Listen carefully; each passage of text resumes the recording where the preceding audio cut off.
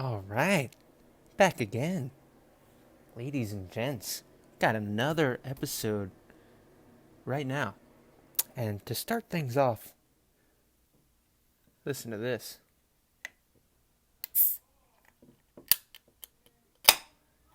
Yeah, you hear that? It might be my neighbors you hear, but it's the sound of a 32-ounce beer getting opened, about to be guzzled, about to be enjoyed, loved by yours truly. My name is Steven, and today we'll be talking about Lamar motherfucking Action Jackson. He deserves his own podcast. He's one of my favorite players, and I think a lot of people's players around the league. He's just exciting to watch. But before I get into anything, I have a sponsor. And today, this episode is sponsored by Rick and Morty. Looking for a cartoon the whole family can get swifty to? You'll have no need for Meeseeks once you watch Rick and Morty on your interdimensional cable. Don't even trip, dog. We finally have Spider Piece, thanks to the Citadel of Ricks. After just one episode, you'll be saying wubba lubba dub dub till you can't feel your plumbus.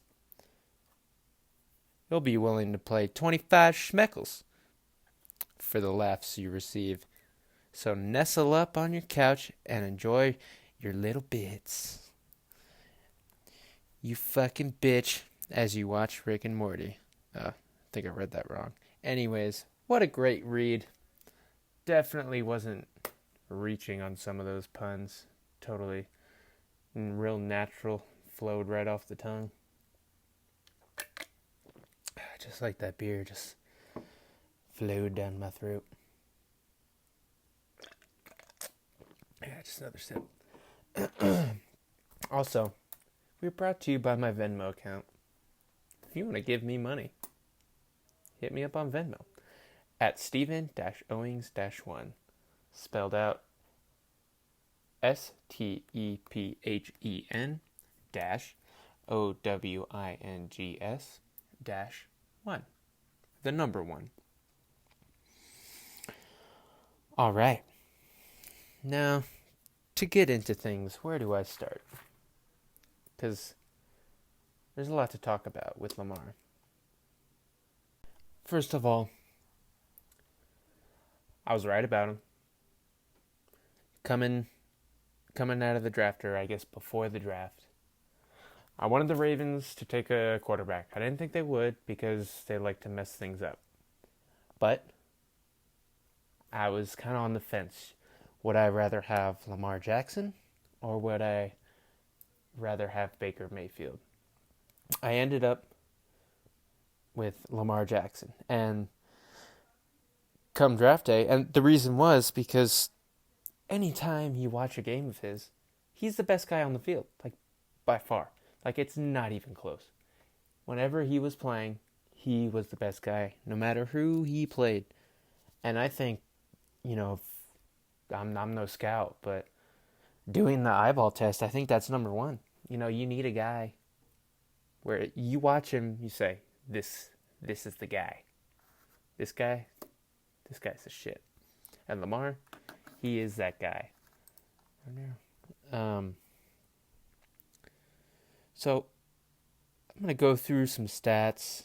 Actually, I'm going to talk a little bit more about that draft. So the Ravens, they drafted, or they moved back twice. I was like, man, they better be grabbing Lamar, and they didn't. It's like, oh, are you fucking kidding me? No. Then pick 32. It's like, this is the end of the draft. I'm getting ready to leave my buddy's house. Ravens are on the clock. What? Oh, what? This ain't for Lamar Jackson. There's no way. No way the Ravens are about to get an exciting player in the draft. No freaking way. And they called his name. It's like, oh, hell yes, dude. I was jumping up and down. I was excited because, first off, I called it. And second, I thought he could make the team better. And I think he did. I think they proved that. But once he like got on the stage and he was being interviewed by Dion, and he said like, yeah, "Y'all gonna get a Super Bowl out of me, believe that." I thought, oh man, you fucking idiot, you just jinxed yourself so hard.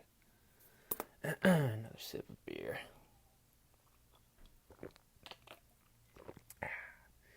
But it's okay. He's proven that he can win. A lot of people consider winning a quarterback set. A lot of people hate that. I don't really know. But I know with Flacco, we lost a lot. I know with Lamar, we won a lot. I don't think it's a quarterback stat, but I think it's a player stat. Like winning is a player stat. And Lamar Jackson just happened to be a really good player. It's not because he's a quarterback. It's just because he produces. I mean, he keeps the defense off the field, keeps them fresh, and we already had a pretty decent defense. So once he got on the field, he's just such a different type of player. He's just exciting to watch. And it's about goddamn time the Ravens have someone like that. It took them forever to find a decent quarterback, and we were so not used to having a quarterback that we thought Flacco was good. I mean, he had his moments, don't get me wrong. If it's playoff time, Flacco's your man, baby. Joe Cool. But other than that, he's pretty disappointing. Nothing too excited. So, going back to Lamar, looking at him, like this past draft, it was supposed to be like one of the best for quarterbacks. 5 of them taken in the first round. All 5 ended up starting by the end of the year. And it's pretty obvious Baker, he had the best stats. He also played the most. But he had a lot of turnovers. Him and Lamar turned the ball over a lot. I think they both, did the best, but they turned the ball over. But they're rookie quarterbacks. That's what they do. Lamar was more fumbling. Baker was more interceptions, and they're going to be battling for years to come. I'm excited. I'm excited to watch that. He's just an exciting player, and you Ravens fans know how long we've waited to have an exciting player. It's been way too long. It's about goddamn time. So this upcoming season, it's going to be a big deal. It's going to be his first full season, and a lot was made about that playoff appearance. And, this is what happens when you see him a second time. He's not as good. He's not as good second time around. Maybe he's just as good. It's just the team's better prepared because they've seen him before. It's like anything, second time around, you've seen it. You should be better against it. But, I think that game was more of a Marty Morningwig issue. Because towards the end there, when Lamar started ripping it, he was getting yards. He got those 2 touchdowns. We were almost in it, which was the most insane thing. We were almost in it. And everyone's saying that he needed to be benched for Flacco. That would have been the dumbest thing that Harbaugh would have done to date. Because Flacco goes in, first of all, the line wasn't blocking anybody all day. And if Lamar is getting sacked, you're talking twitchy, spins a lot Lamar, Flacco's going down, and he's most likely going to rip his leg again. And then we wouldn't be able to trade him to the Broncos for a 4th round pick. So it all kind of comes full circle. Like you can't, you couldn't have put in Flacco and then expect to trade him because he would have blown out a leg or a hip just knowing who he is. Some more beer.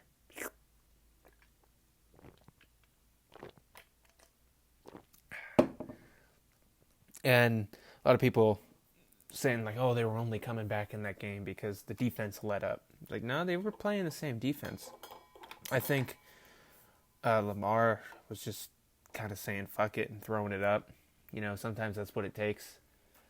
He was just kind of like lobbing it up. He's got a good deep ball. It's his intermediate that's not so good and is short. But his deep ball is good because he arcs it enough that even if it's inaccurate, the receiver can kind of find their way under it. And his completion percentage, when compared to the other rookies, I think he was number 2. I'm pretty sure. I should probably look that up, but I'm not.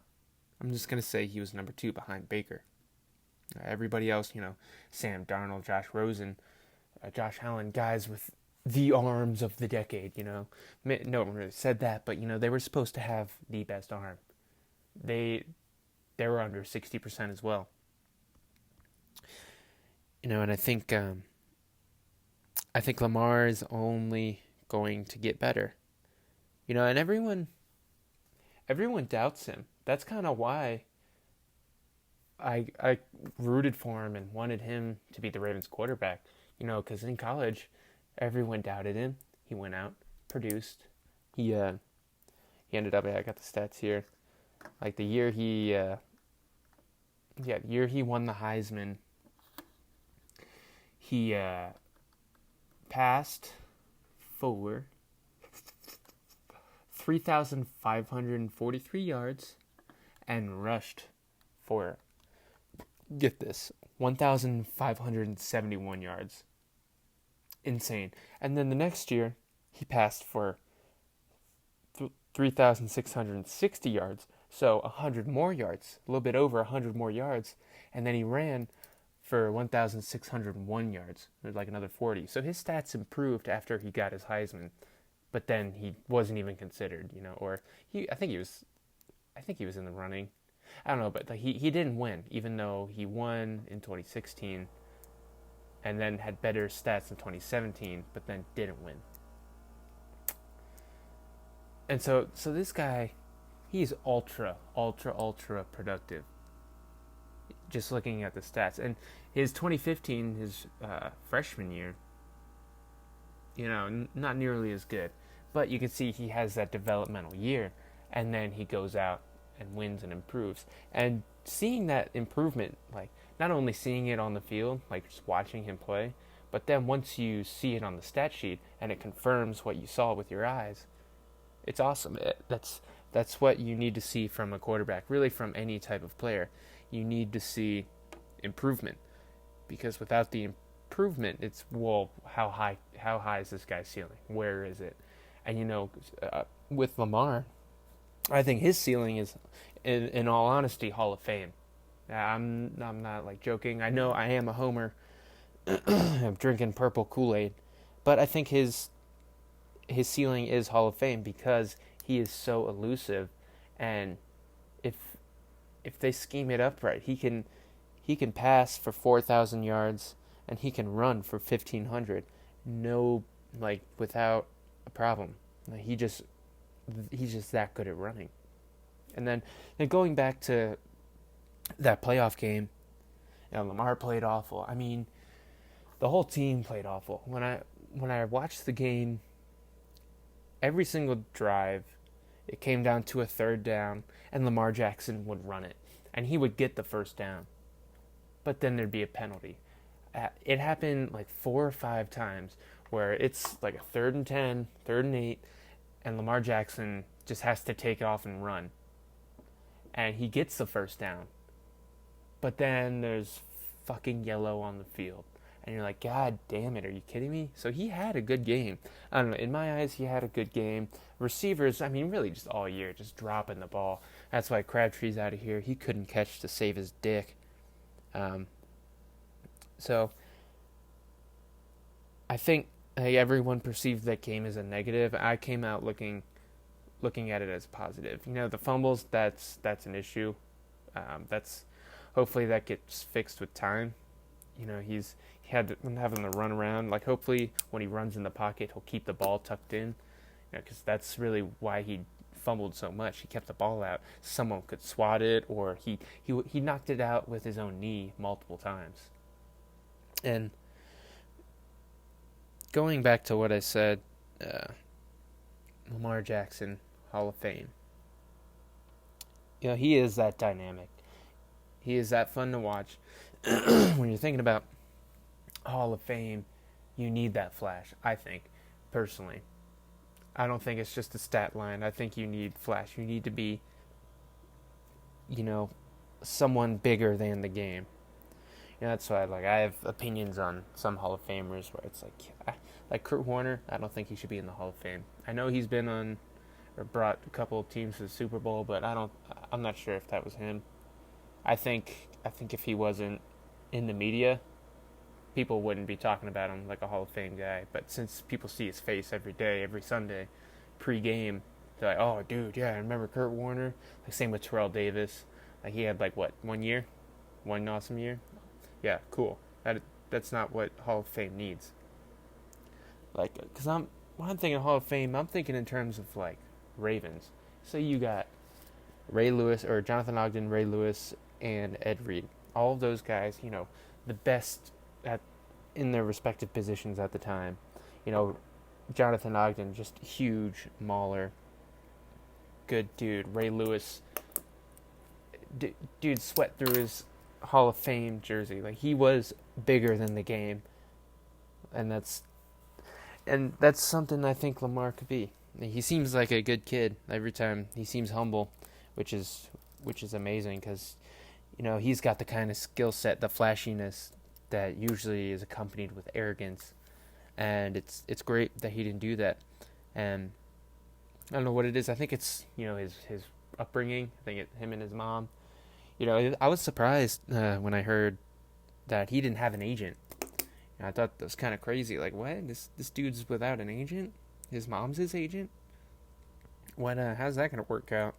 How much money does she give him? Does he give her? Like normally, most players buy their mom a house. This dude's just giving her 10%. Like, hey, do whatever you want with it, motherfucker. Literally, motherfucker. Maybe not. That's kind of gross. No offense. Some more beer.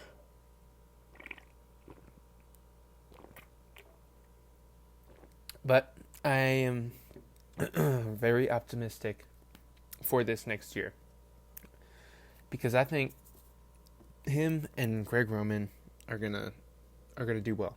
They're gonna have a grand old time together because Greg Roman's great with running quarterbacks.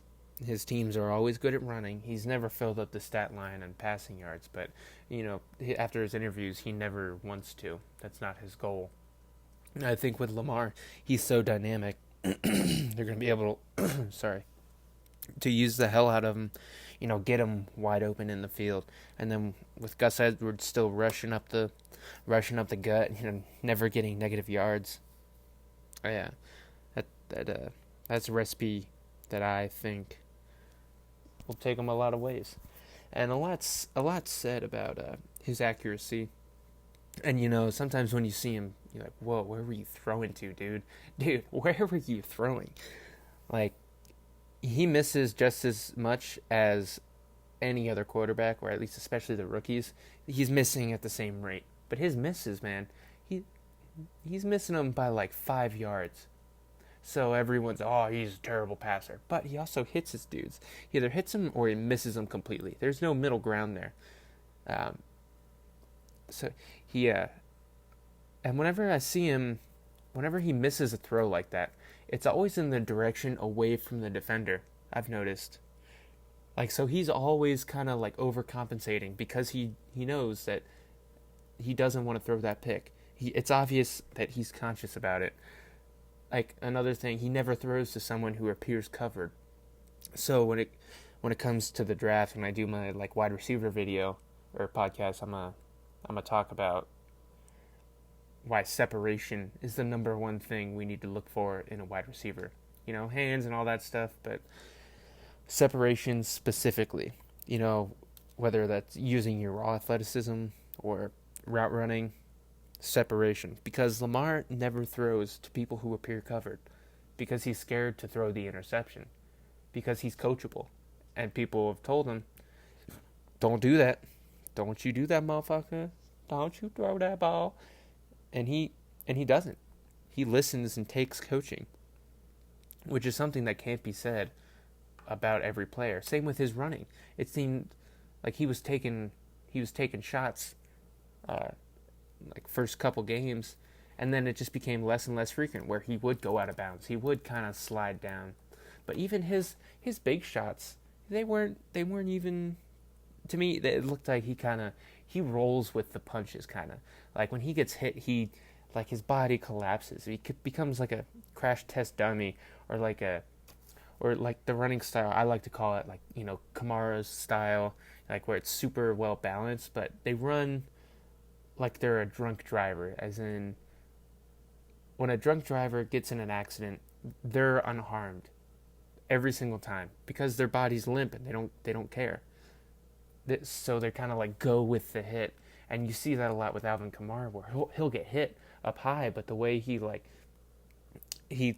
accepts the hit, almost he like spins out of it, and everyone's like, how the hell did he stay up? And it happens so much, and Lamar's the same way. He's got a little bit of that extra, like, he throws some sauce on it, dude. Oh, he's got the sauce. Lamar's got the sauce. He should honestly come out with his own sauce. Maybe some good, like, Louisiana barbecue style. Yeah. Is Louisville in Louisiana? I don't know. It sounds like it should be. Anyways, oh, dude, some Raven sauce. Ooh, it's just got like black food dye in it. Oh man, Lamar, you get on it, baby. I know he's got his clothing line. I tried to get one of those shirts, but they were like sold out or something. Fucking dumb. But he is one of the fastest quarterbacks I've ever seen. That Browns game, man, that was impressive. And he had the one touchdown taken back. Man, crazy. I think he has to improve in the second year, because that's what he does. Lamar improves. That's what he's proven that he can improve. So I think, like taking it a step further, like next year, I believe he could be in the MVP race. I think he will be in the MVP race, and I think he could be the MVP. Drew Brees is probably going to throw for like 5,000 yards, so it might stifle him. But Lamar Jackson, he will have that flash. And the reason I think might be an MVP, let's take a look at some stats. So what I did here is I took the stats from his final 8 games. So I guess after the bye, when he took over against Cincinnati, and then all the way to the last game, the postseason. I'm including the playoff game because it wasn't his best game. So I think it's only fair that you include that with his stat line. So basically, I added up all his totals and then kind of turned it into an average. So just going through the numbers here, I'm going to start with passing. So in Cincinnati, he passed for 150, in Oakland 178, in Atlanta 125, in Kansas City 147, in Tampa Bay 131. That was that rainy game. And against the Chargers the first time, 204, against Cleveland 179, and then against the Chargers again 194. I didn't realize it was that much. Anyways, so that was for a grand total of, fuck, I don't have my calculation here. I just have my average out number. Yeah, I won't worry about that then. And then his rushing yards for each one of those games. Let's see, yards, here it is. Yeah, so Cincinnati 120 or 119.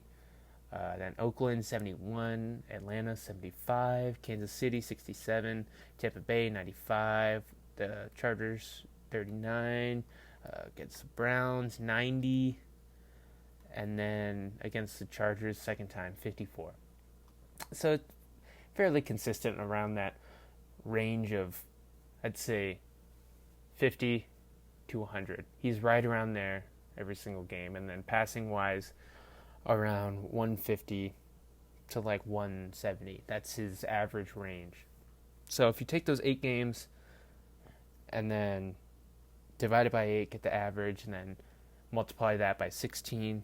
So this would be his last 8 games, as his 8 games as a starter if he were starting for 16. So his totals would be 2,616 yards passing, which, it's not that great. That number needs to go up, I think. But his rushing numbers, absurd. 1,220. If you took his average from those 8 games and spread it over a 16-game season. And let me put that number in perspective. 1,220 yards. So, if you're looking at, where did I put it? All right, so I'm looking here at the rushing leaders last year. So, Todd Gurley, it goes Zeke Elliott had 1,400 yards, Saquon Barkley 1,300 yards, Todd Gurley 1,251. So he would be right behind Todd Gurley. And Todd Gurley did that in 256 attempts, and Lamar, he would have had, if you took that same equation that I did, he would have ran 256 times. So, a little bit less on the average yards per attempt, but that stat is crazy. And that's his rookie year. Maybe he'll run less, but if you go back to his college stats, it's not surprising this is his ratio. He runs, or he passes for double what he runs. So, yeah, looking at 2015, when he was a freshman, passed for 1,800 yards, ran for 960. That's damn near half. In 2016, he passed for 3,500. He ran for 1,500. It's damn near half. 2017, he passed for 3,600. He ran for 1,600. This ratio he's consistent with this ratio where it's double the passing that he runs. And, in college, he had those crazy totals. So it's, when you see that number, it shouldn't be surprising. This is just what he does. He is just that dynamic. And I think with the offense more tailored towards him, it's not just going to be a flubbed together offense that Marty Morningwig came together. I think it's going to be successful. And so I think you could take what I calculated his passing yards to 2,600. I think he could pass for 3,000 in the NFL. In college he passed for more than that. But I think it's definitely tougher in the NFL. So I think he could pass for 3,000, and I think he could keep that rushing total at 1,200. I think that's totally feasible that he would do that. And I expect him to do even better than that.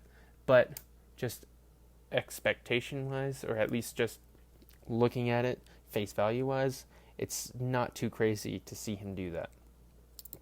Just with a whole off-season and the offense specifically designed for a player like Lamar Jackson, as long as he doesn't get injured, which is a whole nother thing that people like to bring up. More on that in a second, but he can get these totals. So if he had 3,000 yards, 1,200 rushing, 3,000 passing, that's over 4,000 yards of total offense. And the way he does it with that rushing, it's flashy. That's the kind of stuff that would garner MVP talk. So he's going to be in the discussion next year. I'm calling it now. And so back to what I was saying earlier about the injury. People like to bring that up. I was talking about he plays like a drunk, always goes with the flow, and you fucking asshole, I don't even give a fuck. That's my impersonation of drunk running. But he doesn't take big shots, and that's everyone's knock on him. And I like Greg Roman's take on it. He said, hey man, when the quarterback runs it, he's in control. It's when the quarterback doesn't see who's hitting him, that's when he gets hurt. That's why Flacco keeps getting hurt, and I'm glad we're kind of done with him. Lamar Jackson, He's so shifty, man. So shifty. It's so exciting to watch him. And even his big shots, it's like, man, it didn't look like nothing. Like, it didn't look bad. And he's gotten better. Like, from just when he first took over till the end of the season, he was taking no shots, but still rushing for crazy yards. So I understand why people like to say that. It's obvious they're not Ravens fans and don't watch. They just kind of listen to it. Oh, he's running too much. Honestly, I don't think he's running enough. I think you need to just give him the fucking ball and let him take off, because he will run you right into a championship, because he is that electrifying. Now, I'm hoping our offensive line can hold up a little bit better, because when push came to shove, they literally got pushed and shoved to the ground by smaller defensive linemen, smaller, faster guys that were on the Chargers. They got whooped on that second time around. He had no time. See, what else do I want to talk about Lamar? I just overall, it's great the Ravens now have that franchise guy. That we haven't had it since Ray Lewis and Ed Reed. They wanted Joe Flacco to be that guy. When you talk about the Ravens, you talk about this guy. What is this team without him? Lamar Jackson is now that guy. And I think the way he does things, it's changing the NFL. Because I think next year, when they win 12 games, which I'm saying right now they do, it's going to change the way people view players like Lamar, which there really aren't. And I think Michael Vick was the only one, and now you got Kyler Murray coming out, who they're all comparing to Michael Vick and Lamar Jackson. It's way different. He's explosive, fun to watch, but not as fun as Lamar. Maybe that's just because I'm a homer, but he doesn't juke people out of their socks. He doesn't, within a 5-yard span, just make 5 dudes who are going to be pros look like idiots. Lamar makes people look dumb. And once they get that passing game down, when he's dropping those dimes in, when he's floating that long ball, once they finally get everything kind of situated, because the system is going to be made for him. All of last year, it wasn't. And so people are wondering, this isn't sustainable. It's well, they couldn't even come up with what to do. It seemed like no plays. They had bullshit plays that they were going to run while he was on the field with Flacco. That's the only plays they had. And now they finally have the full offseason. They're remaking the offense from the ground up, which is awesome. I think it's going to work out to the benefit of Lamar and Ravens fans everywhere. I think, and I believe they will win 12 games next year. And I also believe he is going to be in the MVP discussion. Whether he wins or not, I'm not going to say. I think, there's going to be a lot of people doing a lot of things in the league, but he will be in the discussion because he will be one of those guys where it's he is the team. One of these franchise guys where you can't talk Ravens unless you're talking Lamar. You have to bring him up no matter what.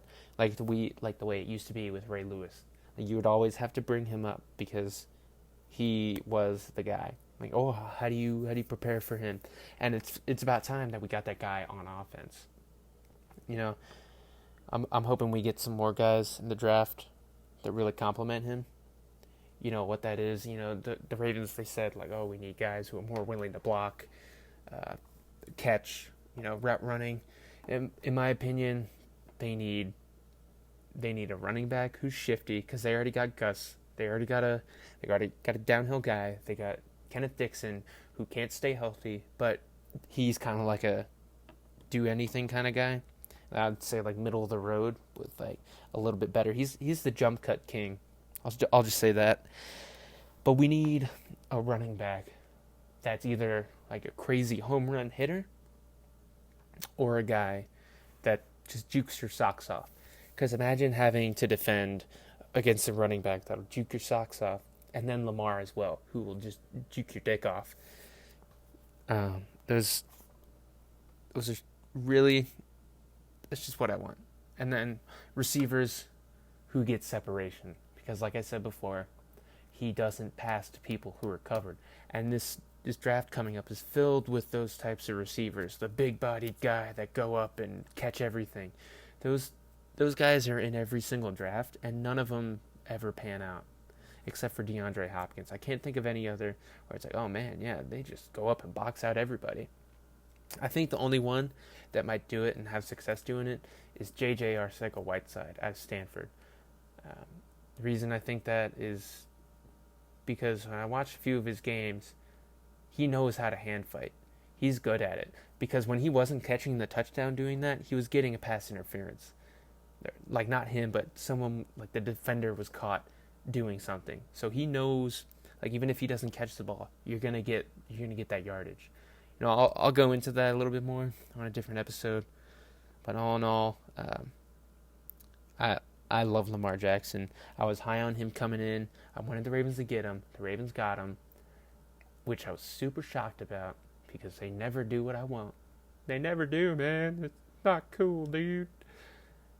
And I think if he puts up the same ratio of stats that he consistently put up in college, he is going to be successful in the NFL.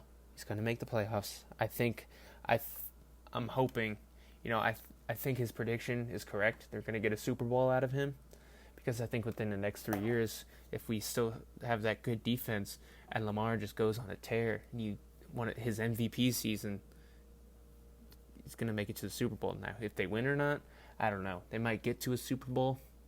Whether they win, I don't know. I mean, we still got to deal with the Patriots. They're forever going to be number one, apparently, because they're making deals with the prostitute devil. But anyways, I think that's going to do it for this one. So if you like the show, if you like listening to me talk, that's weird because I hate listening to me talk, but I just have to. I have to talk Ravens or else I'm going to go fucking insane here in Albuquerque. But if you like it, feel free to send me an email at csrpod@gmail.com. That's spelled csrpod@gmail.com. If you want to ask me a question, I can answer it in a podcast, or if you just want to say what's up, say what's up. Leave a comment. I don't have like any social media set up because I really hate social media. I mean, I have them, but I hate that I have them still, and I don't want to keep having to check them because then this would seem like a job. And I'm trying to load these up to iTunes. Still waiting to hear back from them at this point, but they are on Spotify currently. I think Stitcher as well. I'm having troubles with YouTube. They're on Google Play, I believe. That should be within the next day.